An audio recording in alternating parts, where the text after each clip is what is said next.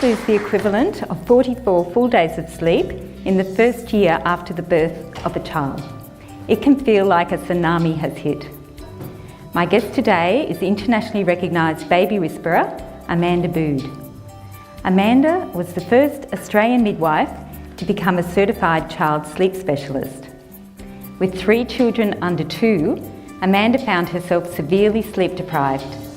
She reached out for help, but things like child sleep school only left her more distressed.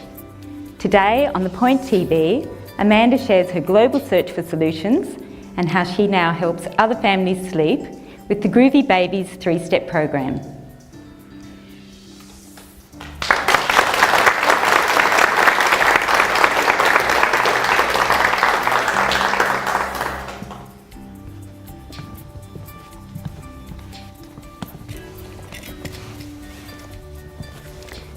Amanda, thank you so much for joining us today. I can't wait to share you with our viewers. But to get started, can you tell me how you came up with the business name, the Groovy Babies? Well, Jane, thank you for having me. Quite a few years ago, you may remember on the internet, there was a dancing baby. And around about the time our eldest daughter Amelia started to walk, and every time she walked, she looked like this dancing baby. She used to just groove herself away as she started to walk. So that's how I came up with the name Groovy Babies. That's such a lovely image of you enjoying Amelia in that first year. But how did that first year go? Well, the first 6 weeks actually went really, really well. Up until about 6 weeks, my background is a registered nurse and a registered midwife, so I thought I had it all sorted.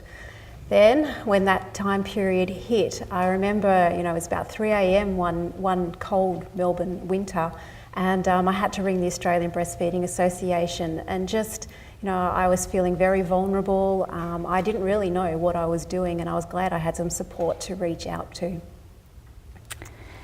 And not long after, in the following year, your beautiful twins, Josh and Bree, arrived. Yeah. How did that year go, Amelia? Amanda. Well, I get my children's name around the wrong way all the time. That was pretty chaotic to begin with. They were born early, they were prem, they had allergies right from the word go. In fact, in those first 2 months, we fired 3 paediatricians because our instinct was telling us that something was going wrong that medical people just weren't picking up.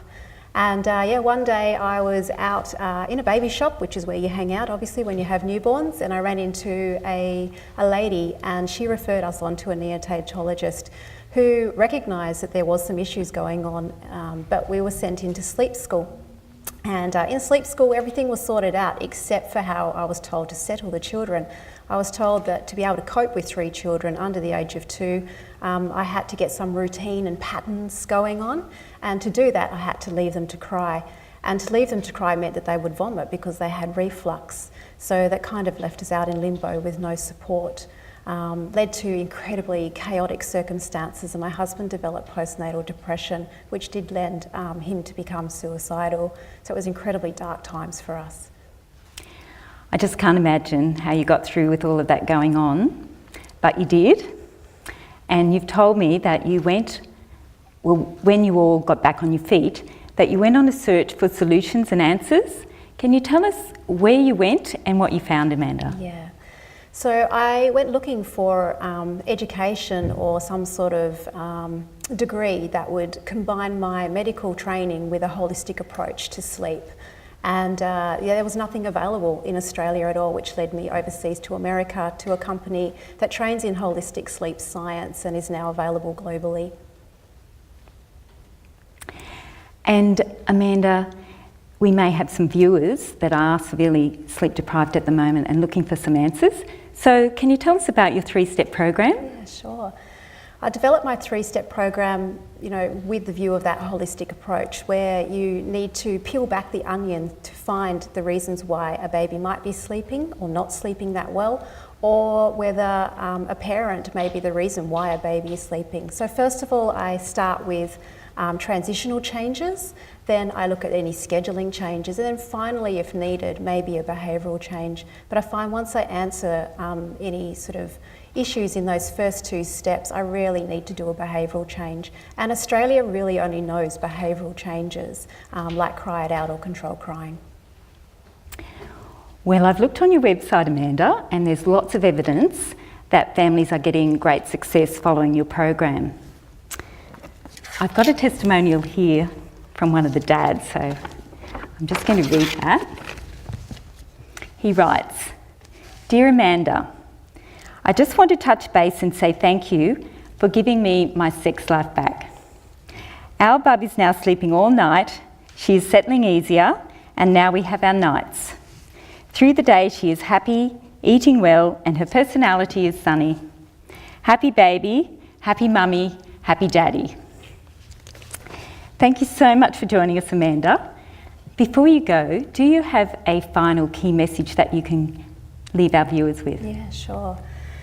Exhaustion is a sign of chaos and not something to be worn as a badge of honour. And children do learn from their environment. They do know how to sleep, but they often need guidance from us. So if nothing will change unless you make a change. Thank you. Sleep deprivation can lead to severe mental health issues and family breakdown. Currently in Australia, 47,000 women and 27,000 men are suffering with postnatal depression. And tragically, suicide is one of the leading causes of maternal death. Please remember, help is only a phone call away. Thank you for being with the Point TV.